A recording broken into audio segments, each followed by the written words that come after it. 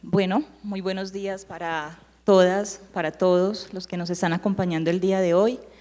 Qué bueno que estamos aquí hablando nuevamente de este tema. Creo que es muy importante que sigamos debatiendo alrededor del fenómeno del uso, del consumo de sustancias y que lo hagamos desde una visión que vaya más allá de la medicina, de la biología o de las leyes, sino que lo pensemos desde un punto de vista de los derechos humanos y de la salud pública, pero una salud pública que vaya precisamente en la vía del reconocimiento de las personas. Entonces, bueno, vamos a comenzar entonces a conversar y más adelante la idea es que podamos, más allá de escucharme, escucharnos todos y todas y que puedan hacer preguntas, podamos conversar, podamos tener incluso divergencias y sigamos aportando como al cuerpo de conocimiento, pero también a las prácticas y a las reflexiones sobre este tema. Bueno, siguiente por favor. Bueno, hace mucho tiempo organizaciones multilaterales que vienen de las Naciones Unidas vienen insistiendo por un lado, algunos en las convenciones sobre estupefacientes en el asunto de la criminalización, pero otros muchos, como la Oficina de las Naciones Unidas para las Drogas y el Delito, vienen insistiendo también en la necesidad de pensar más en la prevención y más en el tratamiento propiamente dicho que en la posición radical de la erradicación del consumo de sustancias. Nos decía Antonio María Costa, ya hace muchísimos años, ya décadas, que cada dólar invertido en tratamiento y prevención del abuso de sustancias ahorra entre 7 y 10 dólares en gastos en materia de salud y delincuencia relacionados con este problema. Entonces, son posiciones que se van advirtiendo en organismos multilaterales y que van poniendo el tema de discusión. Yo creo que ante esto no se ha dicho todavía la última palabra, que es importante avanzar en discusiones distintas, pero miren cómo diferentes personas han ido como poniendo puntos para la discusión. Siguiente. Hablemos un poco de las convenciones únicas que han salido desde las Naciones Unidas durante varias décadas para hablar del asunto de sustancias psicoactivas. Tenemos convenciones únicas en el 60, en el 70, pero ustedes saben que esos organismos multilaterales pues no son autónomos, sino que también están altamente influenciados por el momento político, por el momento histórico, por los modelos de desarrollo económico. Entonces, cuando hablamos de salud internacional, de salud global, no es que una serie de expertos se sienten a pensar desde las Naciones Unidas el tema de drogas solamente con una visión pacifista o de derechos humanos, sino que allí también hay unos ciertos intereses. Entonces, en esas convenciones únicas que siguen siendo la directriz de muchas políticas públicas en temas de drogas, se hablaba básicamente de la clasificación de esas sustancias, entonces se les catalogaba como más o menos peligrosas y de acuerdo a eso se establecían una serie de medidas para que los gobiernos que estaban adscritos a ese sistema de Naciones Unidas, entonces las aplicaran cada uno como con su propia legislación y sus propias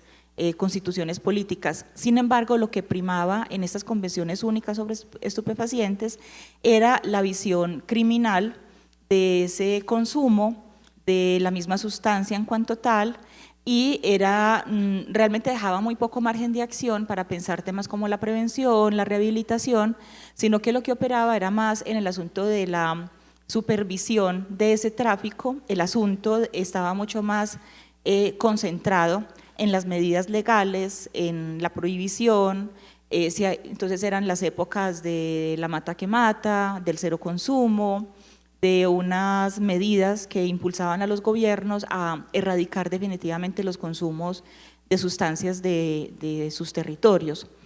Sin embargo, también se hablaba de ciertos mecanismos de cooperación, y digamos que esto hay que leerlo con cuidado. Hay unos apartes de las convenciones que permiten que los sistemas de salud, por ejemplo, operen de una manera cooperativa, que tengamos ciertas relaciones entre los países para poder dar cuenta del fenómeno.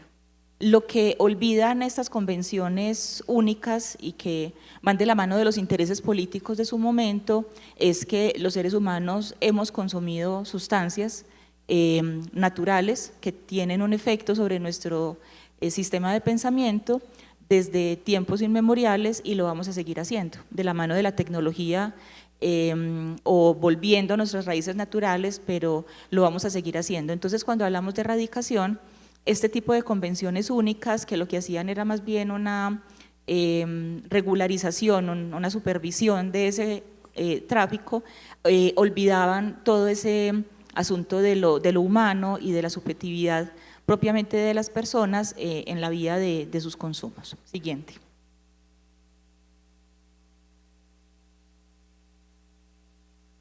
Siguiente. Ya. Hay una serie de consorcios que se han propuesto hacer una revisión de lo que hasta ahora ha sido como ese trasegar, esa historia que tiene que ver con las políticas públicas y las drogas, y uno de ellos es el Consorcio Internacional sobre las Políticas.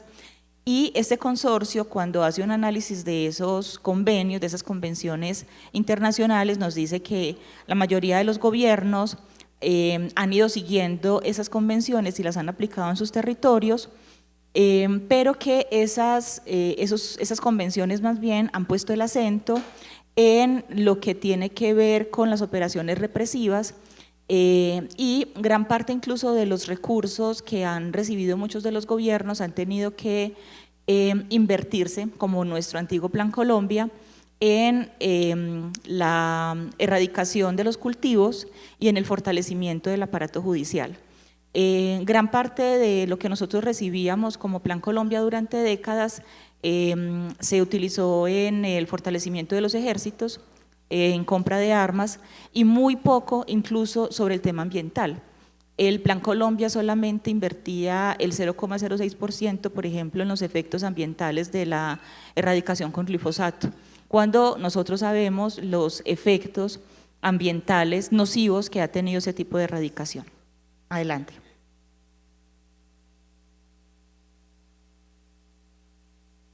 Ajá. Profesora de la Universidad de Antioquia desde el año 2003. Muy bien, no le digan eso al decano. O díganle. Muy bien, entonces nos hablan de ciertos desaciertos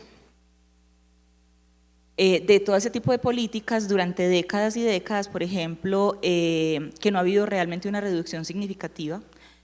A veces cuando hablamos de drogas, entonces hablamos, por ejemplo, en países como el nuestro, de la producción constante de cocaína, pero se nos olvida que también nosotros somos grandes consumidores. Aquí en Medellín somos grandes consumidores de sustancias, y ese tipo de cosas también se le olvida a veces o se deja de mirar de manera intencionada sobre las personas que tienen que decidir acerca, por ejemplo, de los presupuestos. Entonces se invierte mucho más en el asunto del tráfico que en el asunto de las personas que tienen problemas por el uso de sustancias. De hecho, se pone un gran acento en el simple uso de la sustancia cuando se habla de los consumidores, y si alguien ha ido a mirar un informe mundial de las drogas, entonces lo que encontramos es que la población del mundo, una muy buena parte de toda la población del mundo entra en el porcentaje de consumo, porque todos, todos no, una gran proporción de las personas en el mundo ha consumido una sustancia psicoactiva legal o ilegal alguna vez en la vida. Entonces muchos de los informes mundiales de drogas nos ponen ahí como consumidores, pero en el centro casi siempre hay un puntico muy pequeño que dice: estas personas son las que tienen problemas por el uso de sustancias. Entonces lo primero es empezar también a diferenciar quién usa, quién tiene trastornos por uso de sustancias, abuso, dependencia, tiene algunos comportamientos que están asociados al riesgo por el uso de sustancias, y tenemos que poner acentos diferentes en cada uno de ellos.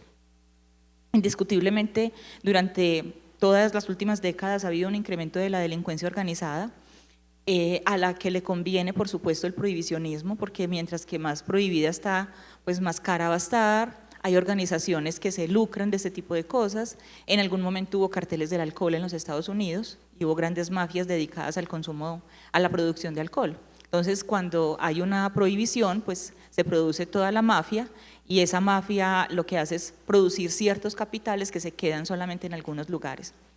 Tenemos que decir, sin embargo, y esto lo dicen economistas en este país, Colombia no tendría ciertos desarrollos industriales si no fuera por el dinero del narcotráfico que ha entrado a este país y que ha circulado. Entonces, probablemente muchas de las avenidas, los centros comerciales que nosotros conocemos están totalmente permeados por los dineros del narcotráfico que han entrado a este país. Entonces, la misma regulación del dólar, por ejemplo, tiene que ver con los dólares del narcotráfico que están circulando o que dejan de circular por fuera. Entonces, creo que también hay que mirar las cosas desde un punto de vista menos satanizante y más bien enfrentarnos con la realidad que nosotros vivimos como sociedad.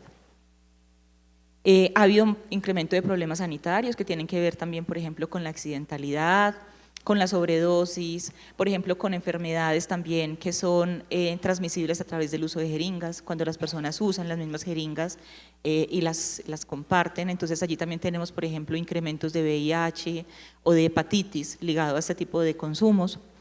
Definitivamente lo que nos dicen estas personas es que las políticas han sido ineficientes y se han concentrado mucho más en el consumo problemático y en el mercado, y finalmente lo que se ha ido incrementando es el quebrantamiento de los derechos de las personas que son consumidoras y que desde varias visiones tendrían el derecho de hacerlo.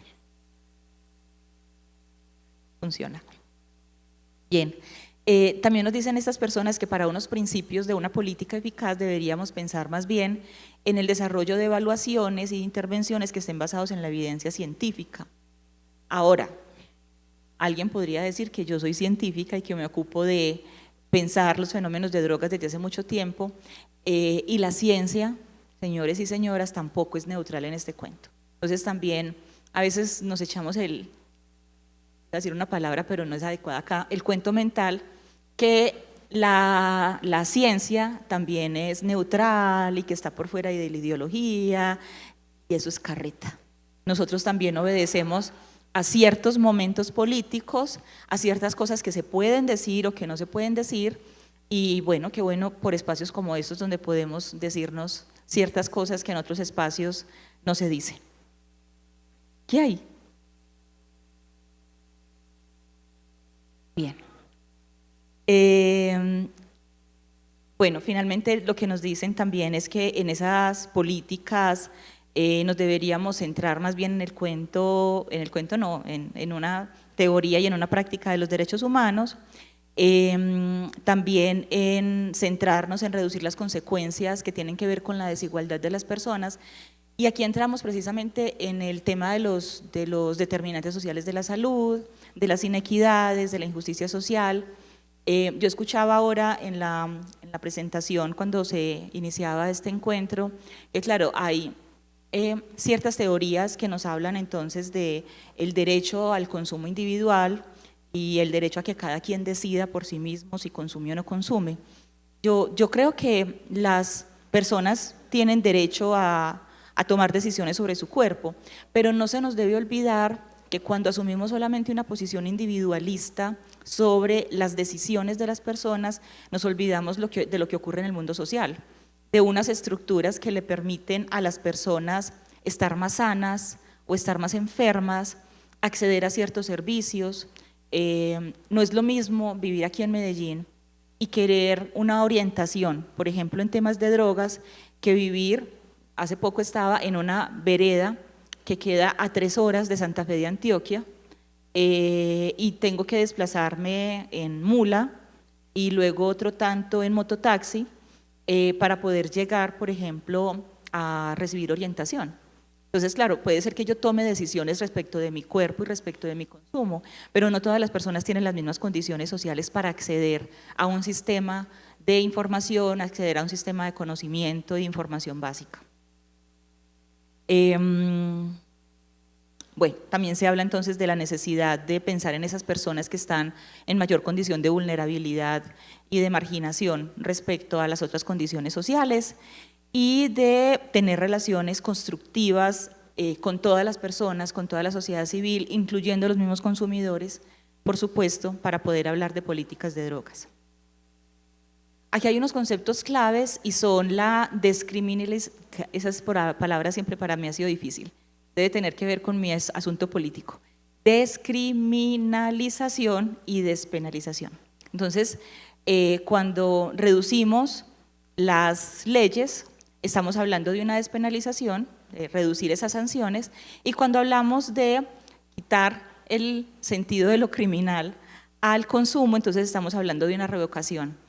En ambos casos se sigue pensando el consumo como un acto criminal. O sea, finalmente la base de estas dos palabras sigue siendo la visión de ese consumidor como un criminal. Entonces, ¿qué hacemos con él? ¿Se la perdonamos toda o le perdonamos un poquito? Entonces, creo que la cosa debe pensarse como en unos terrenos, unos ámbitos distintos.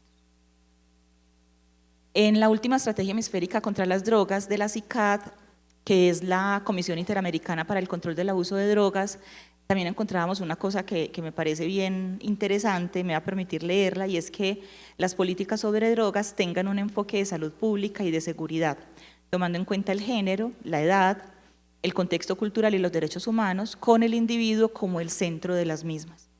Las políticas sobre drogas deberán también mitigar las consecuencias adversas, tanto de salud pública como sociales, del consumo de drogas, favoreciendo la inclusión social, con un enfoque orientado al tratamiento y la recuperación y la reducción de las desigualdades. Yo quiero traer a colación este párrafo que tiene la última estrategia hemisférica, porque en su momento las estrategias hemisféricas y mundiales fueron de erradicación, de cero consumo, cero tolerancia.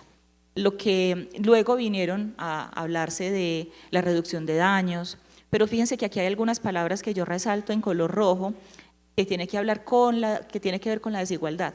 Entonces, bueno, hablemos de desigualdad cuando estamos hablando de consumos. No es lo mismo, lo decía un boxeador colombiano, ser rico que pobre, y no es lo mismo ser rico que pobre cuando estamos hablando de consumo. No es lo mismo vivir en calle que vivir en el poblado. No es lo mismo ser mujer que ser hombre, no es lo mismo tener ciertos arraigos en los consumos, como sucede con nuestros compañeros indígenas estudiantes de la Universidad de Antioquia, que haber vivido siempre en ciudad.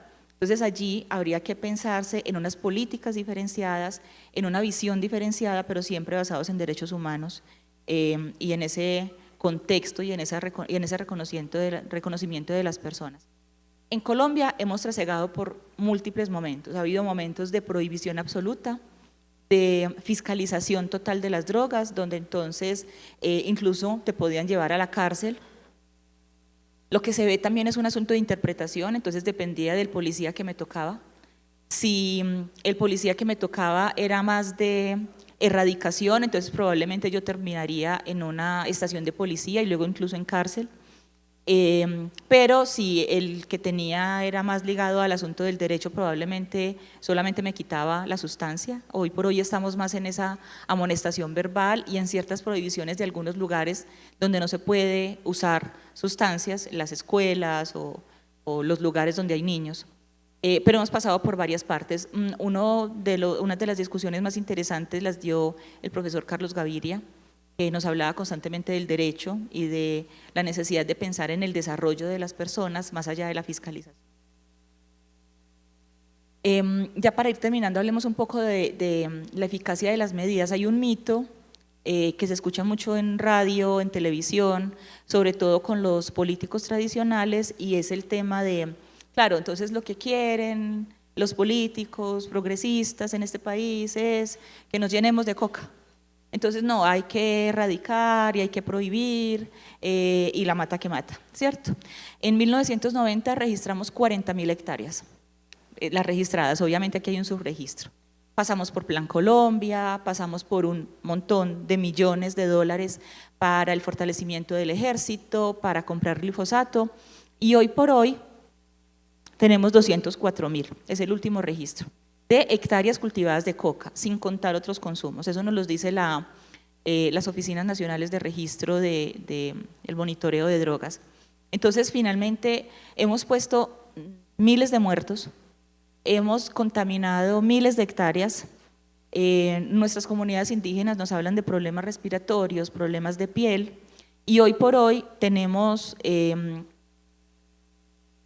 multiplicadas las hectáreas que teníamos en el 90. Entonces, habría que pensar si realmente esa es la visión. Muchos de los políticos que tenemos hoy en día nos están diciendo, incluso en el mundo, bueno, ya hablemos de la pérdida de esa lucha contra las drogas, de esas políticas tradicionales que no han sido eficaces, y en temas de tierras, por ejemplo, esto da cuenta de la situación. También algunas estimaciones nos dicen que el año 2030, úpale, no murió, que en el año 2030 los países que tienen más bajos ingresos son quienes más van a tener personas que tienen riesgos y problemas asociados al consumo de drogas. Esta gráfica finalmente lo que nos dice es que el asunto tiene que ver con la pobreza, con la desigualdad, con el acceso a oportunidades y no solamente con la inversión que se haga en unos lugares o en otros. Y para finalizar, antes de unas preguntas, es el asunto de Portugal, y también lo podemos ver incluso en Uruguay, aquí más cerca, y es que se pontifica desde los lugares más tradicionales que legalizar o supervisar el consumo de sustancias desde el punto de vista de derechos humanos por parte de los gobiernos implicaría un desborde de los consumos, y tanto Uruguay como Portugal nos dan cuenta que no, que finalmente los consumos no se disparan, que si tenemos un sistema de salud pública que responda a esas necesidades que tienen los consumidores y los usuarios que tienen un trastorno por uso de sustancias, seguramente podemos mitigar desde el punto de vista de los derechos humanos aquello que sucede, y que tal vez la vía no es la erradicación, la cero tolerancia o la persecución a los consumidores. Las últimas preguntas con las que quiero terminar mi intervención son estas, ¿cierto? Entonces, ¿quienes usan sustancias son criminales? ¿Deben ser llevados entonces a la cárcel? Alguna vez tuvimos un foro en nuestra facultad, en la Facultad de Salud Pública, de donde yo vengo, trajimos un senador de un partido político con el que seguramente muchos de nosotros no tenemos muchas coincidencias, y el senador nos decía que lo que pasa es que los consumidores estaban desocupados. Entonces, que él no estaba de acuerdo con meterlos a la cárcel, por supuesto, sino que a todos los consumidores debíamos forzarlos, voy a decir bueno, no era así, debíamos obligarlos a trabajos forzados. Entonces, si un consumidor se le obligaba, por ejemplo, a pavimentar calles, a pintar puentes, a cuidar de la tierra, posiblemente no iba a consumir. Entonces, pero finalmente ahí el tratamiento es de un criminal, ¿cierto? Entonces, si se le pone a hacer algo, trabajen vagos y todo ese tipo de cosas, entonces las personas no van a consumir, ¿cierto? Entonces esa es como la lógica matemática, que los que estamos en el ámbito de salud pública, de reconocimiento de derechos humanos, sabemos que no. Ahora, la otra visión es la de enfermos. Entonces, todo aquel que consume está enfermo, intervéngalo, hágale algo, porque si no es criminal ya, lo será en muy poco tiempo. Entonces, si alguien sabe que su hijo consumió marihuana en el último fin de semana, rápido llévelo a un centro, rápido intérnelo, porque dentro de muy poquito le va a robar el celular, ¿cierto? Entonces eso va a pasar. Entonces esa persona es una persona que de entrada está enferma, y sabemos que podemos hablar incluso de consumos controlados, aún en ámbitos, y en una investigación que hicimos acá, lo podíamos escuchar, y era en el ámbito de las inyectables. Entonces algunas personas que se inyectan sustancias en la Universidad de Antioquia hablan del control de su consumo. Y yo sé que eso es un asunto para discutir, pero bueno, habría que también preguntárselo a las personas que consumen inyectables, bueno, ¿y cómo haces para tener un consumo controlado y aguantarte un síndrome de abstinencia, por ejemplo, después de un consumo? Pero son cosas que tenemos que discutir y no entrar solamente a poner las cosas en la balanza, en lo blanco o lo negro. Y lo último sería, bueno, seres humanos. Estamos ante enfermos, ante delincuentes o ante seres humanos. ¿Y qué tiene que pensar una comunidad estructurada como la nuestra, con grandes inequidades? Somos uno de los países más inequitativos del mundo para responder a este fenómeno, más que problemática, para responder al fenómeno. Muchísimas gracias. Bueno, muy buenos días a todos. Para mí, un grato placer estar acá en la universidad de nuevo, pisar recintos de formaciones en el exterior y hacer una búsqueda de esto precisamente, de hablar de los potenciales terapéuticos que tienen estas sustancias. Llama, esta palabra sustancia es algo muy interesante. Cuando uno se pregunta, ¿sustancias qué? sustancia es la sustancia de un caldo de pollo, la sustancia es la sustancia fundamentada en qué precepto. Entonces, vamos a tener acá un pequeño espacio de conversación, traté de hacerlo bastante ameno, bastante concreto, para a su vez traer información importante para todos nosotros. Entonces, actualmente cuando se habla de este tipo de sustancias en otros contextos, tomando lo que la profesora Isabel mencionaba en sus últimas palabras respecto a ¿son enfermos? ¿Son humanos? Entonces, nosotros tenemos 3 enfoques en los que podemos evaluar y, digamos, de alguna u otra manera, implementar acciones en el uso de sustancias desde salud pública. Uno de ellos es en el uso de tratamiento de diagnósticos clínicos, investigación reciente, muy avanzada, que se ha venido, y ya les voy a mostrar básicamente, generando exponencial investigación, ha generado lo que conocemos hoy como el renacimiento psicodélico. Pero este renacimiento psicodélico no es otra cosa que el renacimiento de la ciencia, porque los psicodélicos siempre han estado inherentes a nuestra sociedad, a nuestra cultura, y es una precisión que hacer. Entonces, el otro enfoque es el del final de la vida, y en esto hablamos del buen morir, y empezamos a reconocer un término que se llama paliadélicos, sustancias psicodélicas que se usan al final de la vida. Y el otro concepto es el salutogénico, que básicamente es potenciar, ¿cierto?, desde lo que yo tengo hoy como mi estado de salud, efectos creativos, empáticos, de desarrollo. Entonces están estos 3 preceptos. Digamos que estos son los potenciales que tenemos. ¿Qué sucede? Que los psicodélicos hoy se están asentando en la sociedad contemporánea gracias precisamente a esta investigación científica. Pero que esta investigación, yo por acá creo que, bueno, no se alcanza pues como ¿cierto? No se ve por aquí, pero por allá no. Pero de estos eventos que están, desde la neurociencia, la farmacología, la clínica y la fenomenología, la que es más llamativa actualmente es la investigación médica, especialmente la acentuada en 2 preceptos, la salud mental y los trastornos al final de la vida. ¿Qué tenemos acá? Entonces esta es una gráfica que nos muestra, evidentemente, desde el momento inicial de la creación de LSD y la síntesis de la psilocibina, por allá en los años 50, cuál fue, básicamente, en LSD, MDMA, psilocibina, DMT y mescalina, cada uno con sus respectivos colorcitos, cuál fue el aporte científico e investigación que se tuvo o se ha tenido hasta el momento en la historia. Sucede que nosotros tuvimos un momento de control y prohibición, ¿cierto? Básicamente desde el 54 a la fecha, lo que redujo exponencialmente la investigación principalmente ¿de quién?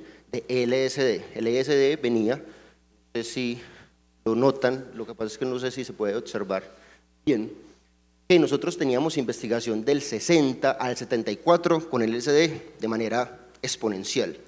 Allí hubieron diferentes organizaciones en Estados Unidos, en Norteamérica, en Europa, en donde se empezó a mostrar la evidencia científica, los beneficios potenciales que tenían el uso de estas sustancias en la salud. Luego de la prohibición esto descendió y a partir del 2004-2005 para acá es donde exponencialmente todas las investigaciones han nuevamente recobrado un enfoque. A esto es lo que se le conoce como renacimiento psicodélico como tal. Entonces la pregunta es esta, y siempre será, ¿es realmente renacimiento psicodélico o es renacimiento de la investigación realmente? Porque su uso ha estado, es inherente y está mucho atrás, es milenario, dependiendo de las sustancias. Hoy nosotros tenemos esta imagen, siempre que la presentemos o la presentamos, quiero darle la fuente a la persona que la hizo, no hemos podido encontrar quién realizó esta imagen tan bonita y tan chévere, pero aquí lo digo públicamente. Pero esta otra, básicamente que la referencia está acá arriba, nos habla de la batería de psicodélicos que tenemos actualmente para nuestro uso, con diferentes clasificaciones. Están los empatógenos, los psicodélicos clásicos, básicamente, que se conocen como psicodélicos clásicos a los que hacen relación con receptores de serotonina, los disociativos, los depresores, opioides y cannabinoides. ¿Qué pasa? Que bajo este precepto hay 3 términos a tener presentes. Son empatogénico, entactogénico y dialogénico. Patogénicos serán sustancias que te permiten empatizar bajo procesos en donde tú dialogas con tu psicoterapeuta o con una persona que te facilita la sustancia. Evidentemente, por ejemplo, MDMA, ¿cierto? Que es terapia asistida por MDMA, es uno de esos ejemplos. Por ejemplo, se utiliza mucho en el norte, MAPS, una de estas organizaciones que más lo promulga. También con ketamina, que es CAP, Ketamine Assisted Psychotherapy, que es terapia asistida por ketamina, es de este ejemplo, en patogénico, que utiliza también atributos de diálogo. ¿Qué es? Diálogo de personas, reconociendo situaciones importantes que se utilizan puntualmente, o las investigaciones más fuertes han sido en estrés postraumático. Y en tactogénico es este tipo de acción en donde tú vas hacia adentro. Generalmente se utilizan elementos como ¿cuáles? Una visera, sí, para cubrir los ojos, y se utiliza música. Y es un precepto individual, donde yo voy a mi interior a trabajar con mi psique, ¿cierto? Estos tres elementos son importantes.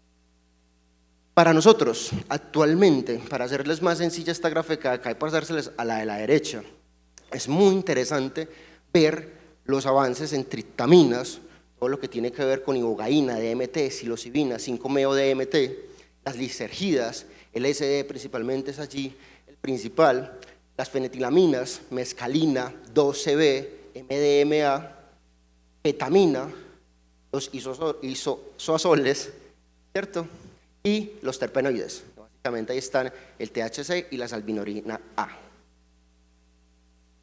Avanzando sobre esto, las investigaciones, digamos, recientes, que uno dice, qué interesante, en New England menciona, evidentemente, hay efectos importantes y soluciones que darse en depresión mayor. Es una investigación que llama mucho la atención, más allá de ser reciente, que es básicamente de noviembre de 2022, plantearse lo puntual, y es que este ejercicio muestra algo, y es que hay algo que presentarles a ustedes, y quiero ser bastante cauto con esto. Asimismo, como hay potenciales terapéuticos importantes, también se menciona que se produjeron ideas o conductas suicidas o autolesiones en todos los grupos de dosis que hizo esta investigación. Claro, y eso también es importante presentárselos, hablar de panaceas. Estas otras investigaciones, muy interesantes, ¿cierto?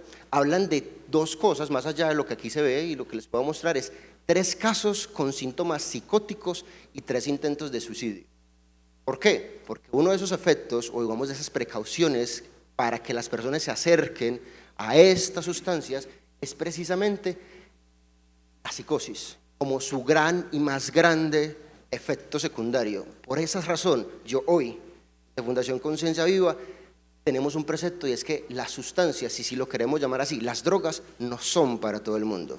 Así esto suene contradictorio, no lo son, ¿cierto? Así creamos en un potencial terapéutico evidente, claro, no lo son para todo el mundo. ¿Por qué? Porque debemos identificar y evaluar muchos elementos, como cuál, la historia biográfica de la persona, su contexto actual, cómo se encuentra, qué está haciendo, para qué lo hace, y puntualmente allí entran a jugar entonces 2 elementos que son el set y el setting, que es mi intuición, mi información inicial y posteriormente el contexto. Cuando nosotros avanzamos evaluando esto, entonces existen otras investigaciones muy puntuales donde hablamos de cuáles son los efectos adversos de los psicodélicos. Puntualmente se hablan de esto, los que están descritos, y ha sido una gran punto de lanza de investigación y de preguntas en los grupos que estamos, en los grupos de investigación, en las diferentes universidades, empezar a evaluar, por ejemplo, este último, y es el trastorno de la personalidad narcisista. La pregunta es, ¿qué? Los psicodélicos, ¿qué hacen con el ego? ¿Qué podría o qué potencial tendría desde el narcisista? Si tendría efecto, no tendría, está camuflado. ¿Qué sucede? ¿Qué potencial hay? Pero entonces, hay unos claros, ¿como cuáles? El trastorno de personalidad paranoica, esquizofrenia, trastorno afectivo bipolar tipo 1, que es el de manía presente, trastorno limítrofe de la personalidad, epilepsia, enfermedad cerebrovascular o cardíaca, insuficiencia renal o hepática, porque estas sustancias tienen síntesis hepático o renal dependiendo, inestabilidad emocional puntual, una persona que está con inestabilidad emocional hoy, que me dice, mira, yo quiero hacer una toma macro de psilocibina y acaba de terminar con mi novia ayer. No, para ahí no va, ¿cierto? Pero entonces esto con mucho tacto, con mucho amor, con un enfoque hay que hacérselo entender, porque es cuál es tu intención, qué quieres ir a hacer. Entonces, bajo esa línea, la poca claridad en la motivación de las personas, hay un texto de Antonio Descotado, donde él menciona que las sustancias son como un genio, no sé si lo han escuchado, donde tú llegas a un genio, el genio de la lámpara de Aladino, la frotas, el genio sale, te dice, hola, ¿qué quieres? No sé. Y entonces el genio dice, no sabes. Perfecto, te cojo como una colilla de cigarrillo y te destripo, porque sabes cuál es tu intención hoy, en este momento. Y eso es claro y evidente cuando uno acerca a personas a este tipo de sustancias, a este tipo de experiencias. La persona que no tiene clara la intención generalmente tiene bad trips o malos viajes, ¿cierto? Que yo, Jaiber Mosquera, cree que los malos viajes no existen. Viajes son los que tienen que ser en ese momento para ese contexto. Ya les voy a explicar por qué. Poca preparación, trastorno de la personalidad y embarazo o sospecha. Pues evidentemente clínicamente este ha sido el ejercicio. ¿Qué tenemos hoy? Hay 3 ensayos clínicos fase 3 que son los que se esperan salgan durante este año y el próximo para empezar a hablar de existen ya, y de hecho ya hay un diagnóstico médico que habla de terapia psiquedélica, ya está establecido en Australia, ya hace parte del pilar fundamental de uso, pero tenemos 3. Tenemos 3 sustancias hoy, ketamina, MDMA y psilocibina, para estos elementos, ¿cierto? Que es evidentemente de estas universidades donde esperamos que en estos años salgan a la luz. No me voy a centrar acá porque ahí nos quedaremos un rato y es básicamente pues mostrarles que existe hoy este enfoque. Primera frase interesante, a mí me encantan las frases. Una de ellas es sobre las panaceas. Dice, en el campo de la salud, nadie que garantice un resultado está siendo honesto. La experiencia psicodélica no siempre es maravillosa, a veces es terrible. Hay en ella tanto de infierno como de cielo. Absolutamente real, serio y evidente. Actualmente estamos en una discusión de reforma a la salud y hay un documento en donde se plantea, un precepto donde se plantea que nosotros debemos garantizarle resultados a los pacientes. La pregunta es, ¿sustancias psiquedélicas, esto es posible? En general en la ciencia, en salud, ¿es posible? Ahí se las dejo. Por otro lado, entonces existen aquí otro elemento, ya hicimos como una revisión rápida, teórica, de algo que nosotros conocemos como estados de conciencia. Los estados de conciencia hoy podemos entenderlo desde 2 grandes grupos, los estados ordinarios y los estados no ordinarios. En estos estados no ordinarios hay 3 clasificaciones que se han venido trabajando a lo largo de los años.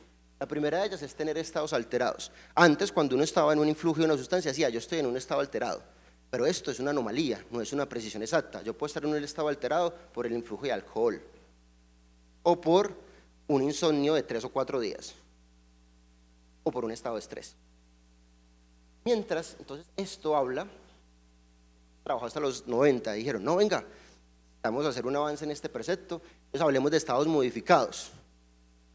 Venga, hay estados modificados también por ciertas condiciones, por delirio, por depresión, por epilepsia, y son estos no evolutivos.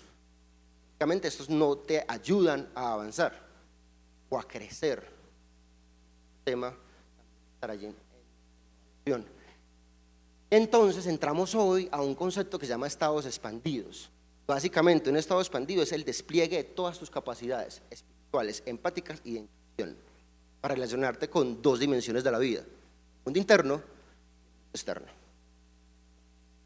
Un estado de conciencia. ¿Cómo puedo yo alcanzar estados expandidos de conciencia? De muchas maneras. Una de ellas son los propulsores o inductores, que son los psiquedélicos, pero yo también esto lo puedo alcanzar por medio de la meditación. También lo puedo alcanzar por medio de la respiración holotrópica o holorénica. Y en algunos casos hay evidencia que habla de la hipnosis, pero los estados expandidos mediados por psicodélicos generan esto. son experiencias desafiantes y mucho de lo terapéutico está precisamente en la experiencia desafiante. Muchos de los terapeutas actuales dicen la experiencia desafiante es la clave y el culmen del desarrollo de esta experiencia para ti. Por eso, empezar a hablar de estas experiencias caleidoscópicas, visuales, que hacen parte de las primeras fases al momento de una sustancia psicodélica, está bien, pero existen otras fases, que hoy no será, digamos, discusión o tema de discusión, son básicamente 5 o 6, pero es muy interesante verlo. Por acá hay una frase de Stanislav Grof que me parece hermosísima, que se las traigo, es que no existe ninguna criatura sobre la faz de la tierra que pueda llegar a un estado superior sin atravesar por la muerte. Y aquí entonces hablamos de la muerte del ego, ¿y qué será eso? Está descrito pues en textos. Por acá avanzo entonces. Los psicodélicos no son para todo el mundo, básicamente una precisión está en esta investigación, me parece muy importante dar evidencia sobre esto. La mayoría de veces estas experiencias desafiantes son descritas en 3 sustancias: psilocibina, LSD o DMT. Listo, avanzaré para poder tenerlo. Para esto existen entonces los factores contextuales y unos factores individuales que pueden determinar esta experiencia, que así sea o no sea. Entornos poco controlados, inseguros, sin evaluación, sin preparación ni soporte, y hay unos factores individuales: la personalidad, el estado de ánimo, la rigidez cognitiva y la poca apertura. Por acá avanzo. Existen 3 mecanismos claros que deben de tenerse presente en una experiencia psicodélica, que son preparación, experiencia e integración. Si estos 3 no están claramente definidos, vamos a tener allí fugas. Para esto entonces, ya para terminar, esta y la próxima, tenemos el concepto de set y setting. Set es predisposición, disposición y preparación de la persona antes de la experiencia. Y el setting habla de la sustancia, persona y contexto. Sustancia, persona y contexto es un precepto muy importante que los invito a revisar, en donde debemos evaluar la calidad de la sustancia, de dónde viene, cómo la conseguí, cómo se cultivó, quién me la dio, qué calidad tiene. El tema de persona es mi integralidad. Mis competencias hoy, cómo me encuentro yo en equilibrio espiritual, energético, físico, mental, social. ¿Tengo red de apoyo? ¿No la tengo? El contexto tiene que ver especialmente con los atributos de mi alrededor durante la experiencia. Y el uso al final de la vida, que es el otro campo, me encanta esta parte, es poder hacer una diferenciación entre muerte sufriente y buena muerte. Y los psicodélicos hoy permiten entonces un acercamiento y una gestión de las crisis psicoespirituales.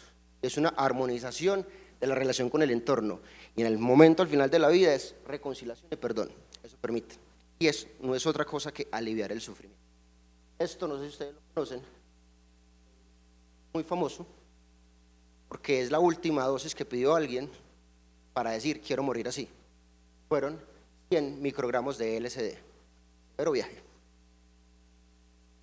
Esto es para mostrarles por acá, termino con esta frase: el proceso de sanación con los psicodélicos se parece más al proceso de sanación de una pústula. Lo duele mientras sale todo lo podrido. Después llega la cura. Claudio Naranjo, en Inspiraciones Psicodélicas del 2016. Listo. Excelente libro para mirar. Siempre será un placer, un amigo más. Bueno, muy buenos días para todas, para todos. Un agradecimiento especial a la Secretaría de Juventud, en particular al equipo de Salud Pública Juvenil, todos los que están posibilitando esta conversación tan oportuna, tan necesaria. Estamos en un momento de cambio en la política de drogas a nivel nacional, y eso también repercute en nosotros como individuos. Quiero iniciar hablando sobre el tema de las subjetividades. Mis compañeros de panel tocaron temas generales, macros, que tienen que ver mucho con políticas estructurales, pero sabemos que no somos seres aislados, y también el mero hecho de estar inmersos en esta cultura, en esta guerra, también incide en cómo cada uno de nosotros, incluso como colombianos y colombianas, va construyendo su subjetividad. Isabel mencionaba al inicio y al final de su presentación que el Estado ha tenido 2 maneras de abordar el consumo de sustancias: la criminalización, viendo a los usuarios de drogas como criminales o criminales en potencia, y la medicalización, viendo el consumo de drogas como un problema de salud, ¿sí? Entonces quería preguntarle a Isabel cómo se construye esa subjetividad del consumidor de sustancias en este contexto de guerra contra las drogas en el que estamos. La pregunta es, la subjetividad del consumidor de sustancias, cuando es criminalizado, cuando es medicalizado, ¿cómo se da esa subjetividad? Y los temas de estigma, también, ¿cómo entran ahí? Sí, finalmente, bueno, aquí voy a hacer uso como de varias cosas, se me va a mezclar la psicología con la salud pública, las ciencias sociales y con la experiencia misma, pues como desde la subjetividad, y es que cuando a las personas se les nombra solamente bajo una etiqueta, pues terminan siendo solamente eso para los otros. Entonces, claro, cuando yo como Estado, como gobierno, asumo que todas las personas que consumen sustancias son criminales ya o criminales en potencia, pues así los trataré. Y todas las políticas que se hagan en torno a estas personas, pues girarán en torno a castigarlos por ese crimen que están cometiendo. Entonces, quien usa sustancias deberá ser encarcelado, porque es un mal ejemplo, porque es un potencial peligro para los otros, porque si aún no lo ha hecho, lo hará en muy poco tiempo, cometerá un crimen, un delito en contra de otros. Entonces, fíjense cómo etiquetar a una persona como criminal o como adicto cuando tiene un uso de alguna sustancia, fuera la que fuera, implica desconocer todo lo que ese ser humano es, e implica también pensar las políticas y las respuestas gubernamentales solamente desde esa etiqueta, excluyendo todo el potencial y toda la subjetividad que tienen estas personas. Cuando no se reconoce al otro como un ser humano, como un par, sino que el gobierno, el médico, el policía, le habla desde una superioridad moral y desde una superioridad desde el término de lo subjetivo, no hay reconocimiento del otro, se le condena a hacer solamente eso de la etiqueta bajo el cual se le nombra, entonces se le condena a ser solo un criminal o solo un enfermo, y no se reconoce las otras dimensiones que pueden tener esa persona, incluso porque puede ser que ninguna de las otras dos etiquetas se le debieran asignar, porque no está cometiendo un crimen y no es un enfermo per se. Entonces yo creo que uno de los llamados que hacemos desde este tipo de espacios es a reconocernos como pares, ¿cierto? Quien consume, aún si tiene un trastorno por ese uso de sustancias, e incluso quien ha cometido algún tipo de delito, pues sigue siendo un ser humano. Y creo que lo que estamos llamados es a rescatar como esa visión humanista desde la academia y el reconocimiento de los otros. Yo insisto en muchas ocasiones en algo ya para terminar esta respuesta, y es que la misión de nuestra universidad, con la que seguramente tenemos relación muchos de nosotros, no es la de formar artistas, ni médicos, ni abogados. La misión de la universidad, si ustedes van a la página, es la de formar ciudadanos. Y eso tiene un trasfondo político muy importante, o sea, más allá de ser un buen abogado, un buen ingeniero, un buen médico, un buen artista, la culminación es hacer un ciudadano, es hacer parte de una sociedad. Cuando yo soy parte de una sociedad, pues tengo que asumir que soy un pedacito, no soy yo la sociedad toda, soy un pedacito, y ese pedacito pues me implica pensar en los otros también como pares y a reconocer la subjetividad política y la dimensión humana de todos y cada una de las personas que habitan este mundo que nos tocó compartir un rato. Entonces, creo que por ahí va la cosa, el asunto como del reconocimiento del otro como un ser pleno de derechos, de responsabilidades también, pero un ser pleno, no solamente la etiqueta en cuanto tal. Gracias Isa por esa claridad y entender que una conducta o un hábito como el consumo de sustancias no determina todo lo que es una persona. Actualmente estamos viviendo un cambio de paradigma, vuelvo y repito, que ha venido incidiendo en un cambio en la política de drogas, como lo vamos a ver también mañana con el senador que ha venido adelantando el proyecto de consumo de cannabis para uso adulto, pero también ese cambio de paradigma a nivel mundial ha posibilitado lo que mencionaba Jaiber, el nuevo renacimiento psicodélico, y con él también han retornado unas subjetividades que tal vez estaban subterráneas, ¿sí? Identidades, por ejemplo, neochamánicas, personas sanadoras, personas que no consumen drogas, sino que consumen medicinas ahora, ¿Qué piensas, Jaiber, de estas nuevas subjetividades que van emergiendo, ¿sí? Que son alternativas y que tienen ya un discurso muy fuerte y muy instaurado en la sociedad actual? Hola. Sí. Las subjetividades neochamánicas. Hoy nosotros lo que estamos teniendo es evidentemente mayor información, mayor flujo de información, estamos en una sociedad del conocimiento, pero esto siempre ha estado. Llamarlo neochamánico es de alguna u otra manera bajarle el calibre. Y bajo ese precepto hay algo muy importante, y es que estas sustancias, lo hemos escuchado de ustedes, han estado inherentes a nuestra humanidad desde el inicio. Hay teorías que hablan del consumo de hongos silocibios para pasar de un Homo sapiens sapiens a otro, neandertales y todo el asunto, que dice que esta es realmente la teoría de la evolución. Hablan de que, y en esto hay un libro muy interesante que es el de Historia General de las Drogas de Antonio Escotado, que los invito a revisarlo al detalle, para determinar cómo se ha comportado el uso de sustancias durante la historia, cómo emperadores, reyes, personas los han usado para potencialmente hablarlo, si lo queremos desde la presentación, con un enfoque salutogénico en algunos casos, bajo otros para un precepto de sanación. Entonces siempre han estado, siempre están. Lo que sucede ahora es quién facilitará o dará estas sustancias. Y este es el enfoque entonces al que haces alusión, y es neochamanismos, neoterapeutas, neosociedades. Sanadores.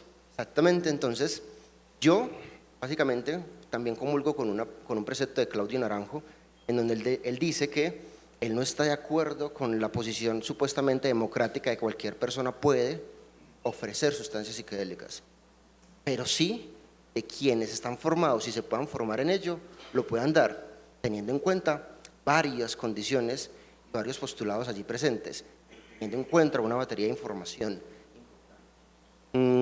Una cuña, acá, hay un manual que nosotros tenemos en Fundación que se llama Manual para el uso de ayahuasca. Es un manual que habla puntualmente, es gratuito, nos pueden escribir y se los brindamos, que habla principalmente de esto, cuáles deberían ser estas características de quién facilita, cómo lo facilita, quién lo hace, teniendo un absoluto total respeto por la ancestralidad, pero teniendo allí unos puntos puntuales, haciendo unos puntos de claridad, perdón. Digamos que sí, son subjetividades, pero son inherentes a lo que somos. Sobre todo en Latinoamérica, ¿no? Hay otro tema que tiene que ver con algo que mencionó Isabel, y es el asunto de los determinantes sociales. Actualmente en salud pública entendemos que hay causas de las enfermedades que son próximas, pero que también hay causas de las causas, que es lo que conocemos como los determinantes sociales de la salud. Y uno de ellos, de los más importantes, es el tema del género. ¿Sí? Las enfermedades y los problemas de salud se distribuyen de manera desigual en las sociedades. Las mujeres, en el caso de las mujeres que usan drogas, hay algunas teorías. La teoría del telescoping dice que las mujeres, si bien la prevalencia del consumo de las mujeres es menor que la de los hombres, desarrollan más problemas con las drogas más rápidamente. Esa es la teoría del telescoping. Esa subjetividad de la mujer consumidora de drogas, ¿cómo se configura en este contexto en el que estamos, Isa? ¿Qué piensas de esto? Bueno, qué bueno, Sebas, por la pregunta, porque es que muchas veces nos encontramos con teorías generalizantes del consumo, entonces metemos en un mismo paquete a todo consumidor de entrada. No hacemos una diferenciación entre personas que tienen un cierto uso, que les va bien en la vida, y otras personas que tienen muchos problemas con ese uso, así sea inclusive en un consumo esporádico. Entonces también qué bien como por ese tipo de cosas, porque pareciera como que el todo vale o el nada vale, como si tuviéramos que habitar esos dos extremos, y creo que estamos precisamente aquí para conversar que sí se vale, ¿cierto? Y en el tema de esa distribución también es importante pasar esto por un enfoque étnico. Entonces les decía hace un rato, no es lo mismo ser un indígena y tener un arraigo en el uso de ciertas sustancias, y pareciera que fuera una verdad pues inherente, pero muchas veces no se tiene en cuenta, y no es lo mismo ser mujer que ser hombre. Y más allá del asunto de lo biológico, que seguramente podemos encontrar ahí ciertos estudios que me van a indicar que lo hormonal, que los ciclos de vida en las mujeres tienen algún tipo de interacción con las sustancias que se consumen, yo quisiera hablarles del asunto de los roles sociales que han sido adjudicados a los hombres y a las mujeres, más allá incluso de su mismo aparato reproductor, más allá de si nazco con pene o nazco con una vagina. Y es que a las mujeres se nos asocia entonces con lo doméstico, con la pureza, con la sensibilidad, con el cuidado del otro. Entonces, cuando una mujer consume, en general, es mucho más castigada socialmente que los hombres. Entonces, a las mujeres incluso se nos adjudican algunas conductas adicionales cuando saben que estamos consumiendo algún tipo de sustancia, incluso desde la misma marihuana o el alcohol. Entonces, y miren que son etiquetas, cuando un hombre consume una sustancia, entonces desde el saber popular se adjudica que en algún momento, si no lo es ya, será un criminal. Pero cuando una mujer consume algún tipo de sustancias, tendrá un gran número de compañeros sexuales. Será una mujer a la que fácilmente se le puede acceder. Será una mujer que va perdiendo la posibilidad de decidir sobre su cuerpo. Será una mala madre, será una mala cuidadora. Entonces, fíjense cómo estas etiquetas que también se adjudican al rol de las mujeres y que es un rol social, esto no tiene que ver con la biología, las mujeres no somos esencialmente buenas madres ni buenas cuidadoras, podemos no amar a nuestros hijos, yo amo a la mía profundamente, pues, pero una mujer no ama de entrada a sus hijos, ni es buena cuidadora, eso no viene con el cromosoma. Pero entonces en esos roles adjudicados también se asume que las mujeres tenemos que ser de ciertas maneras y que estamos más alejadas del consumo de las sustancias y nada más alejado de la realidad. Nosotros también consumimos, seguramente en unas proporciones distintas y también en sustancias diferentes, tenemos algunos énfasis, pero ahí el rol de género afecta. Más allá del consumo es la relación que establezco con esa sustancia y la forma como quiero o no quiero sanarme, porque entonces más allá de la relación con la sustancia está el asunto de es que soy mamá, es que qué van a decir, es que cuando cuido, cómo cuido. Entonces hay una serie de adjudicaciones sociales que van a hacer mucho más difícil pensarse el tema desde el punto de vista de las mujeres, pero más por ese rol social que realmente por otras condiciones que puedan afectar, que seguramente, insisto, interactúan con la biología, pero probablemente son mucho más profundas las implicaciones que tenemos desde el punto de vista de la adjudicación social que seguramente desde el mismo consumo. Sí, y esos roles de género precisamente implican unas relaciones de poder desiguales, ¿cierto? Hay algo que mencionó Jaiber en su exposición y es el setting, ¿sí? El contexto, que es algo crucial a la hora de un uso de sustancias, a la hora de evitar un bad trip, ¿sí? Un mal viaje y tener un buen viaje, un good trip, ¿cierto? ¿Qué sería esencial en ese contexto, Jaiber, para evitar un desenlace negativo con psicodélicos o con otro tipo de sustancias? ¿Tú qué crees que es necesario en ese entorno? Hay dos elementos que se trabajan siempre durante la experiencia. Recuerden que hablamos de una preparación, hablamos de la experiencia y de la integración. La integración siempre será importante y tiene ahí un papel claro antes.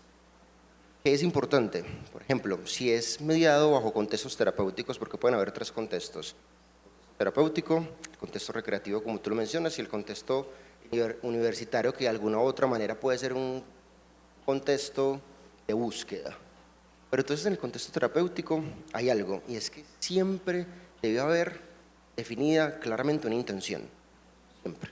Esta intención es cuál va a ser el propósito de la experiencia que voy a tener, y previamente, y esto lo hace la persona, lo escribe, lo organiza y lo define. Con esto también es muy importante determinar información, búsquedas.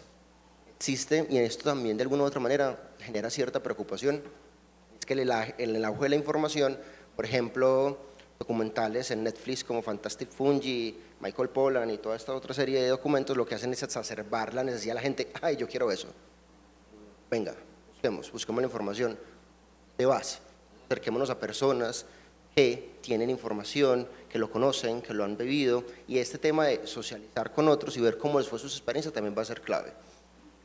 De alguna u otra manera, mi recomendación siempre será que si es en contexto terapéutico se haga una muy buena anamnesis, y esto implica entonces entrevista con diferentes profesionales y que hayan profesionales de apoyo dentro de la red, psicoterapeutas, psiquiatras, si es del caso, médicos, enfermeros, que pueden realizar una muy buena selección, triaje si se quiere, de las experiencias y decirle cuándo puede ser y cuándo no. Y en el setting, que es básicamente contexto, es muy importante el confort de la persona, el lugar, que se sienta seguro, sienta bien, que tenga contacto, y es supremamente importante con la naturaleza. La conexión de la naturaleza y esas sinestesias que se producen en las experiencias psicodélicas siempre van a ser potenciadas si se encuentran en la naturaleza, no en contextos de cemento.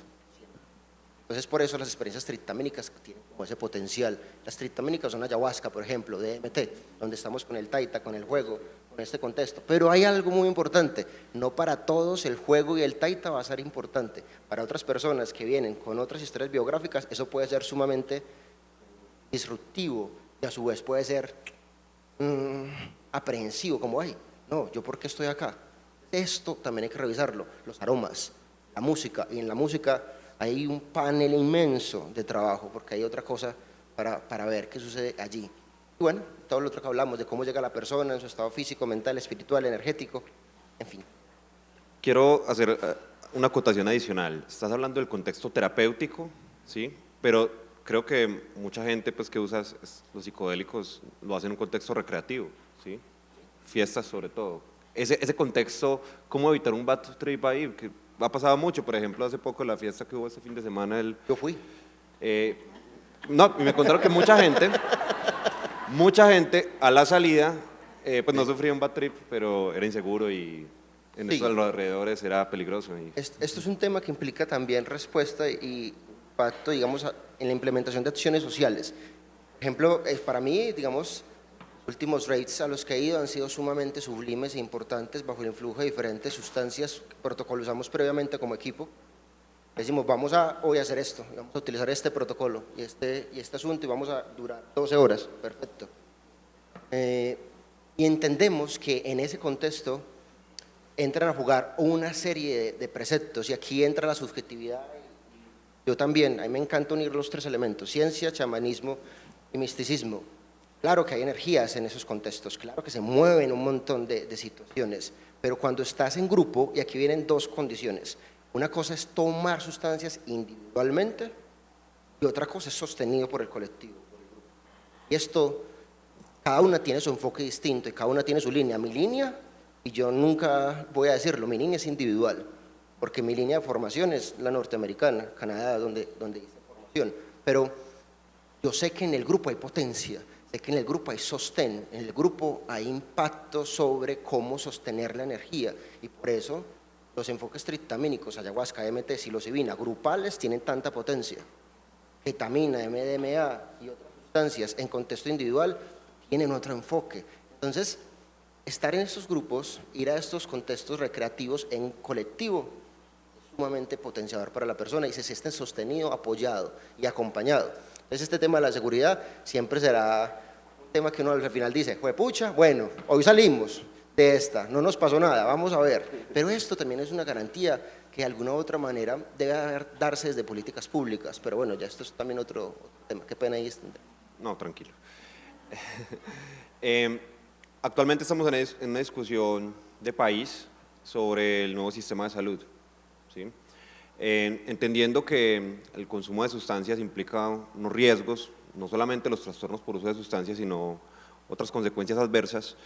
Quería preguntarle a Isabel, este nuevo sistema de salud, esta propuesta que está en discusión en el Congreso en este momento, ¿qué elementos debería tener para abordar el tema de drogas de una manera más amplia? Porque quienes trabajamos en este campo nos damos cuenta que el énfasis excesivo en la enfermedad, en que el paciente vaya a la clínica, al hospital, con el tema de drogas es muy complicado. Las personas que tienen problemas con las drogas tienen una resistencia a los entornos clínicos, institucionales, esperar que lleguen allí es esperar a que lleguen ya en un estado avanzado, con problemas graves. ¿Qué nuevos elementos debería agregarse al sistema de salud para poder abordar ese tema de una mejor manera? Isa, ¿tú qué crees? Bueno, Sebas, incluso hace un par de días veía una convocatoria que estaba haciendo el Ministerio de Justicia para tener unos pares comunitarios, tener representantes de diferentes asociaciones, incluso asociaciones de usuarios, para pensar en la nueva política de drogas. Y bueno, creo que nos estamos moviendo en una dirección que por lo menos es distinta a la dirección en la que nos veníamos moviendo hasta ahora y que efectivamente nos está dando cuenta de una serie de errores importantes. La manera como los seres humanos consumimos sustancias se va moviendo y así también se tienen que ir moviendo las respuestas gubernamentales. En la nueva propuesta del sistema es muy importante el asunto de la participación y eso quiere decir que más allá de la socialización, de llegar ya con una política establecida a una comunidad de usuarios y decir, bueno, esto fue lo que ha decidido su gobierno elegido para ustedes, les estamos diciendo a las personas, participemos, hagámoslo en paridad, convoquémonos para hablar acerca de esto que nos interesa a todos, tanto instituciones de salud, instituciones académicas, gobierno, legisladores, pero usuarios. Y creo que ese es un asunto para rescatar. Me encontraba gratamente con esta convocatoria y decía, qué chévere, estamos, y de hecho se estaba diciendo, necesitamos tantos representantes de usuarios, tantos representantes de estas zonas, de la comunidad de base, etcétera, etcétera, y incluso para cultivadores también, para personas que cultivaban, y me pareció pues como una iniciativa interesante.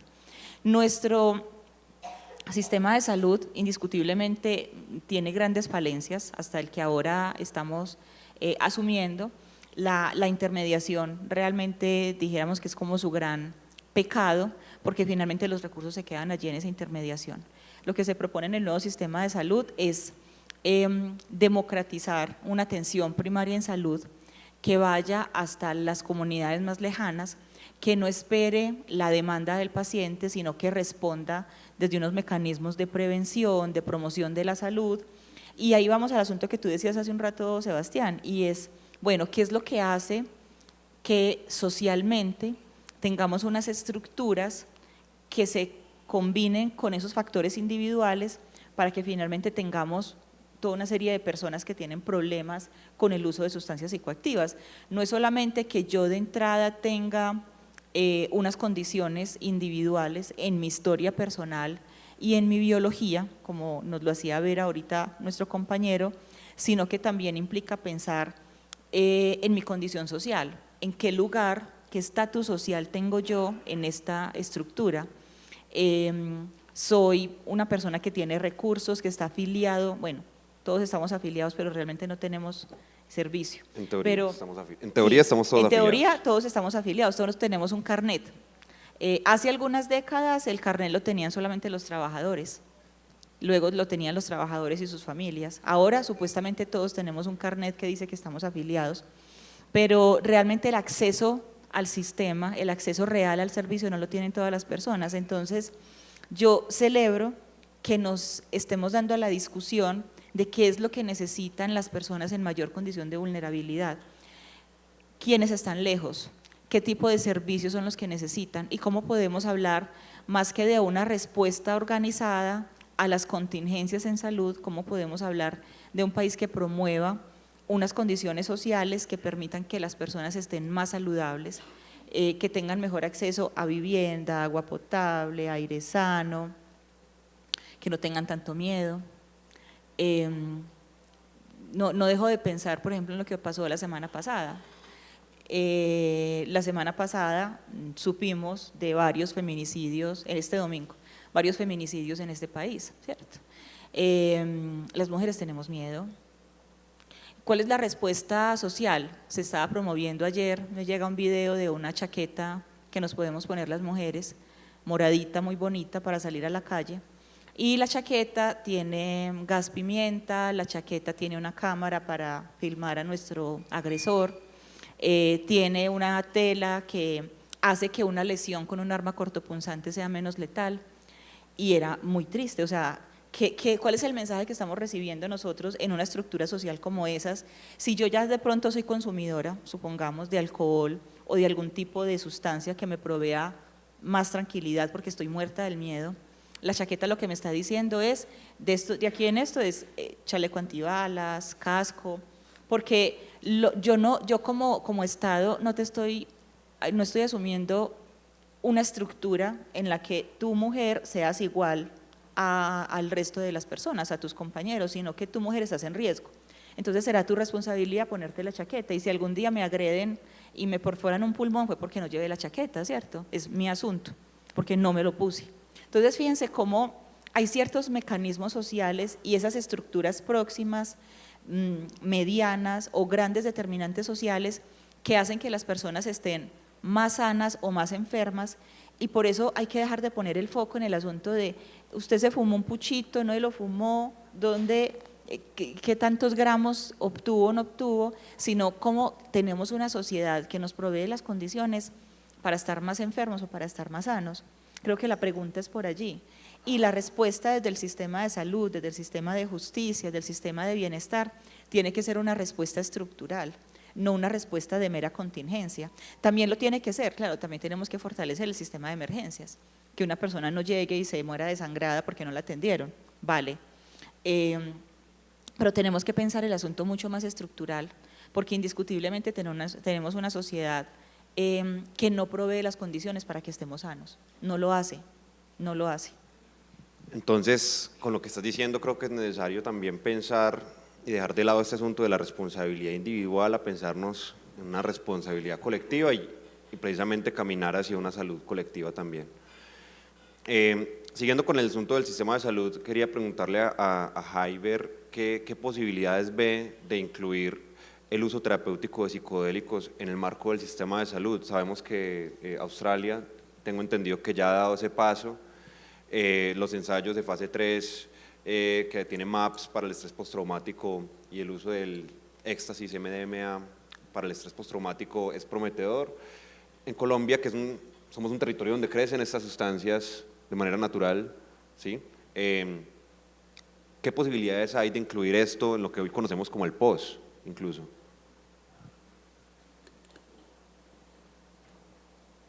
Mira, hay una reflexión, la profesora que también traigo a colación para responder tu pregunta, y es, mira, nosotros somos altamente influenciados por una religión en este país, ¿cierto? Esta religión tiene un momento sacro importante que es la comunión, y en la comunión lo que se hace al consagrar el cuerpo de Cristo, la sangre de Cristo, es consumir alcohol. La sangre es vino, ¿cierto? Cuando uno revisa arqueológicamente y detalla varios de los preceptos de cuáles son los ritos iniciáticos y entre ellos también puntualmente el tema de esta religión, uno se pregunta, ¿siempre ha estado el consumo de sustancias psicoactivas? De hecho, el cuerpo de Cristo en su momento era una sustancia psicoactiva, en ese instante, en ese momento. Entonces, ¿esto por qué lo traigo? Porque evidentemente lo que hay que es romper unos paradigmas también, si se quieren, desde el punto de vista de tabús de nuestra sociedad, ¿cierto? Entonces el cambio de chip es complejo, es difícil, y esto nos hace entonces pasar a revisar cuáles han sido los paradigmas que se han tenido en el consumo de psicodélicos para poderlos incrustar en la sociedad actual. Y rápidamente, primer paradigma psicotomimético, donde se decía no psicosis, 1950 hasta los 60, no psicosis, la gente no puede tener psicosis. Luego pasamos al psicoterapéutico. En ese psicoterapéutico venimos y el paradigma, el ejemplo allí, es el set y el setting, que ya lo hablamos. Luego vino la prohibición, ahí tuvimos un frenón, y hoy tenemos un paradigma que es el neurofenomenológico, en donde estamos trabajando el tema de misticismo. Y mi pregunta entonces era, ¿cómo podemos incluir el misticismo en el sistema de salud? Y entonces ahí es donde yo tengo como, venga, ¿cómo lo hacemos? Entonces lo rebajamos y lo especificamos a atenciones de diagnósticos clínicos puntuales, solamente cerramos el uso de sustancias para ciertos diagnósticos, como ha pasado lamentablemente con cannabis, teniendo un montón de panorama para trabajar, solamente lo cerramos a unos diagnósticos, o qué va a pasar entonces con las sustancias como la ketamina, las que se han venido trabajando en MDMA para la inclusión en el sistema.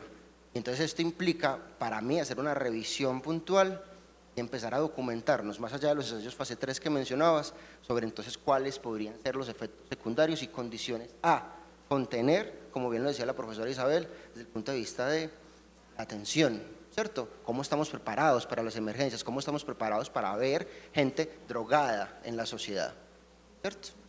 Y ese concepto y ese precepto es el que nos puede pensar un montón, evidentemente desde estas iniciativas como la gestión, reducción de riesgos y daños, muy válida y muy importante, pero en cierta manera también es, insisto, las sustancias hacen parte y lo seguirán siendo de nuestra sociedad y de nuestra interacción como seres humanos, como humanos que somos. Ahí, ¿cuál es la reflexión? Voy a hacerte la última pregunta, pero para que sepan que vamos a abrir la participación del público para que también podamos interactuar, ¿listo? Hemos hablado mucho de los beneficios de los psicodélicos, pero yo creo que también hay que dejar en claro que hay unos efectos secundarios y unos riesgos allí, como todos los medicamentos todos los medicamentos y todas las drogas tienen efectos secundarios. En particular con los psicodélicos, ¿qué efectos secundarios y qué precauciones debe tener una persona? Lo mencionaste un poco, pero... Lo que pasa es que existen unas precauciones, pero sí hay unos efectos que se pueden tener. Esto también hay que ser muy claro. Uno de ellos, al que más miedo la gente le tiene, y me refiero a la gente, me refiero a los terapeutas, a la ciencia, a la medicina, y esa es la psicosis, es cómo contenemos una psicosis. No, entrar en un estado psicótico, entonces evidentemente todo paciente que tenga esquizofrenia, alguna condición mental puntual de base, no, eso está prohibido y será imposible, pero esto puede suceder y de verdad que sí. Y el otro es el trastorno perceptivo persistente, que es esta sensación de continuar con los síntomas o signos durante un largo periodo de tiempo, puede decir semanas. Y el otro son las crisis espirituales, quisiera llamarlo emergencias espirituales, que son estados en donde tú tienes un mayor influjo de información tan profundo y tan amplio que te genera grandísimos demandas de energía física durante días. También, esto también hay que entenderlo, es un fenómeno que está en estudio, que hay que evaluar hoy. Pero sabes, hay algo allí que me llama la atención cuando mencionas esto, y es que más allá de los efectos secundarios, a mí me parece que con el uso de sustancias hay que tener mucha precaución, evidentemente, en qué momento, cuándo se hace. Volvemos al tema de sustancia, persona y contexto. Esto es probablemente clave como en esta conversación. Excelente, Jaiber, muchas gracias. Queremos saber si alguna persona del público tiene una pregunta para nuestros invitados, para que levante la mano y podamos tener una participación. Hola, lo que tú explicabas del cuerpo de Cristo también como una reacción psicótica, de pronto por el placebo que existe al ser un elemento espirituoso, ¿o te referías al vino? Cuando se habla antropológicamente del uso de sustancias en el pasado, la tradición cristiana planteaba el cuerpo de Cristo como el consumo de una sustancia, se habla que son hongos silocibios, para permitirse esa conexión con el espíritu. Estamos hablando de minidosis, no micro, sino minidosis, en ese contexto. Entonces, esa es la variable. Y lo otro era que el alcohol hace parte puntualmente de lo que hoy somos como sociedad occidental, y este es una sustancia, ¿cierto? Nosotros comulgamos alrededor del alcohol. Por ejemplo, si vamos al África septentrional y en esta zona, su sustancia psicoactiva predominante es el cannabis. En esta zona, occidente, somos esto. Comunidades amazónicas, ¿cuál es? Ayahuasca, ¿cierto? Entonces cada una, dentro de su contexto histórico, ha tenido actualmente diferentes sustancias. Lo menciono es porque hoy, y es muy común, y es el consumo de alcohol. Nosotros tomamos alcohol hasta para un bautizo, ¿cierto? Entonces, esto viene de allí, desde este influjo, desde esta información de cómo se ha acercado, y la reflexión va más allá de, venga, si estas sustancias se han tenido allí, porque estas otras están satanizadas y también las hemos tenido. Esa es pues como la reflexión. Bien, la chica tiene una pregunta. Hola, ¿sí se escucha? Buenos días. Bueno, yo tengo como dos preguntas. Una va más como por el lado de lo que planteaba Isabel respecto a la participación de las personas en esas políticas públicas, y es de pronto qué metodologías concretas, pues a qué metodologías concretas se podría apelar para abrir esa participación de las personas en ese desarrollo de políticas públicas. Y la otra pregunta va para Heiber y va ligada a eso que él planteaba de que el consumo de esa sustancia no son para todas las personas, y si lo entendemos al margen de un uso terapéutico, pues hay otros usos de estas sustancias. Entonces me cuestiona bastante como la edad, o sea, si de pronto hay un rango de edad que sea como idóneo para consumir o no, porque una problemática que pues yo desde mi campo, que es la educación, he identificado es el consumo de sustancias en chicos muy pequeños y como todas las implicaciones que, pues los estragos que podría generar eso. Gracias. Eso, gracias. Vamos con la participación entonces. Bueno, en términos de políticas públicas, durante mucho tiempo se ha confundido la socialización con la participación. Cuando se socializa un resultado, simplemente se le dice al otro, se le comunica de una forma unidireccional un resultado de unas decisiones que tomaron otras personas que son los decisores. Pero en términos de políticas públicas, y cuando se habla de políticas públicas que tienen una base participativa, en las últimas teorías hemos venido hablando del asunto, es el reconocimiento del otro como un par. Entonces, claro, hay diálogos de saberes, hay talleres comunitarios, dependiendo del tipo de población seguramente vamos a tener que pensar en ciertos lenguajes que no son el académico, sino que tienen que ver con lo artístico, con lo plástico, con la posibilidad de otro tipo de expresiones, por ejemplo, con las comunidades indígenas, pero lo importante es el reconocimiento del otro como un par y que su palabra haga parte de la política pública, aun si los decisores actuales no están en sintonía con ello. Quiere decir eso que esa palabra es tan válida como la del médico, la del experto, la del politólogo, están en igualdad de condiciones, a eso me refiero con participación. No hay un mecanismo solamente establecido, dependiendo de la necesidad de las personas, incluso, por ejemplo, en políticas que tienen que ver con personas en situación de discapacidad, pues habría que pensar qué discapacidad es esa la que tenemos enfrente y cómo hacer para comunicarnos. En última, se trata de un reconocimiento del otro. Y bueno, en este campo de políticas públicas hay una frase importante que uno siempre debe tener a colación cuando trabajan en este campo y pues, en muchos otros, y es nada para nosotros sin nosotros, ¿sí? Y yo creo que todos somos usuarios del sistema de salud o lo vamos a hacer. Entonces, importante que estemos también en esas discusiones porque nos implica. La edad, las edades que mencionaba la… Sí, aquí estaba pensando un montón. Pero entonces recordé que las comunidades ayahuasqueras le dan pequeñas dosis de ayahuasca, yagé, a niño desde la gestación, es decir, a la mamá. Está en embarazo. También recordé que a los niños se les dan pequeñas dosis, muy pequeños, 3 años.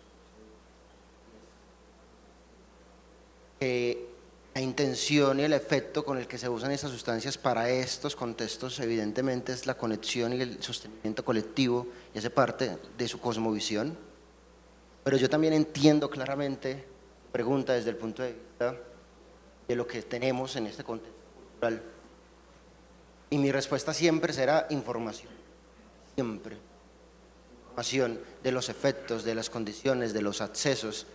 De hecho, volviendo al tema del rave que pasó, yo salí de este rave, ¿cierto? Nosotros hemos tomado un protocolo puntual y yo decía, me voy a ver los zapatos, porque siempre que voy a un rave pasa algo con los zapatos. Y yo llevo unos zapatos negros, estaban absolutamente rosados. Yo decía, o sea que toda la gente que estaba a mi alrededor, yo no me di cuenta, yo no me daba cuenta, yo no veía, yo estaba, las visuales comemos, pero yo no me daba cuenta. Todas estaban bajo el consumo de Tusi. Tusi. Y yo siempre decía, hombre, pero sí, que nosotros tenemos aquí chichombiano, no es la molécula 12B, que permite otros estados distintos y otros enfoques, pero es lo que hay, pero es lo que a la sociedad tiene acceso. Yo cómo le voy a decir a toda esta gente, venga muchachos, venga probemos MDMA como el que nosotros tenemos aquí, el 95. ¿Cómo acceden? ¿Cuánto vale? ¿Dónde lo consiguen? ¿Cómo lo consiguen? ¿Qué información tienen? Un ejercicio que entonces implica desde la juventud, desde muy niños, informar, documentar, no ocultar. Este tema debe ser abierto. Es un tema que merece que la sociedad misma lo tome y lo asuma. Y ahí, ¿sabes? Para concluir, vayan a YouTube. A mí me encantan las discusiones que se daban en los 90 en España sobre este precepto de a los jóvenes qué, y en Argentina también hubo, con Antonio Escotado, que es una de las personas que tengo como referentes. Él hablaba precisamente del consumo. Yo decía, no, yo a mis hijos después de los 18 años que hagan lo que quieran, pero si lo quieren hacer a los 15 también. Entonces la pregunta era, bueno, ¿y él cómo toma esta posición? ¿Por qué lo hace? Si estamos pensando en sociedad y desde salud pública, lo que implica soltar esto, tiene un montón de aristas para hablar. ¿Hay espacio para una pregunta más? La señorita tiene la mano levantada hace rato. ¿Tú? Muchas gracias por la exposición. Tú tocaste un tema que yo tenía en duda y es que todas estas dinámicas tienen una lógica del capital atrás. En últimas están vendiendo muy bajo producto a unos precios y hay unas redes y hay unos monopolios y demás. Y pensando en este tránsito hacia lo terapéutico y la tendencia del capital a concentrar, entonces pues yo me imagino, bueno, van a haber grandes multinacionales, grandes EPS promoviendo y quedándose con esto, ¿no? Quedándose con, por ejemplo, el análisis de sustancia. Entonces van a haber grandes organizaciones que se van a dar ese servicio. ¿Ustedes se han pensado un modelo en el cual puedan disputar esos escenarios con el capital, con la gran multinacional, con las gran, o todavía no es parte de la discusión? Mira, hay un ejercicio que tocaste que yo quería evitar hoy. Yo quería evitar precisamente en esto porque implica la discusión de las grandes farmacéuticas hoy. Por ejemplo, yo les quiero decir, la LSD, de hecho mi camiseta atrás, puntualmente tiene 4 medicamentos, 4 sustancias, LSD, psilocibina, mescalina y ketamina, que se sintetizaron para uso terapéutico en los años 50 y 60. Se prohibieron, pero se sintetizaron, es decir, la molécula se separó. Se separó de psilocibina, de frutos secos, se separó de la molécula puntualmente. Mescalina igual, o sea, lo que estoy mencionando. ¿Qué pasa hoy con esto?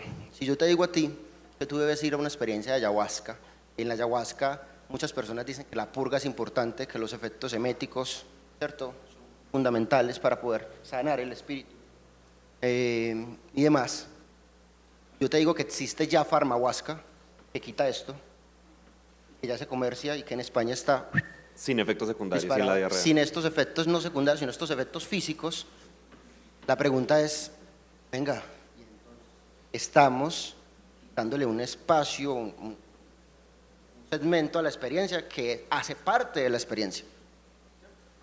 Actualmente, la investigación con psilocibina es una molécula puntual, solamente psilocibina, no es el fruto, la molécula, ¿cierto? Se está investigando es con ella, con efecto y con potencial farmacológico. Ketamina, la esketamina, la semicada, la B, la diferente, se comercia y se está comerciando para personas con depresión y ansiedad.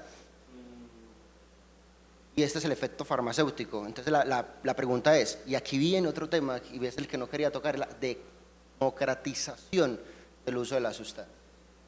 Porque esto implica un montón de información, un montón de variables, y es cómo podemos acceder y democratizar el uso de las sustancias, y entonces si van a tener precio, ¿cuál es el precio? Y si puedo acceder, si no puedo acceder, si tengo la capacidad económica, como hablaba la profesora Isabel, de hacerlo.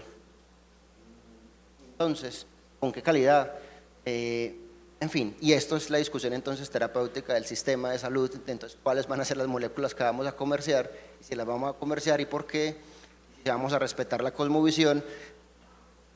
Para el importante, en la Breaking Convention en UK, hace más o menos 20 días, se decía clara y puntualmente, nosotros hoy no le debemos nada a las comunidades ancestrales. Lo que tenemos hoy en medicina es porque lo hemos logrado, y si están visualizando hoy es porque así lo hemos hecho los que estamos investigando. ¿Viste? Entonces, en fin, es una serie pues como de preceptos allí a revisar.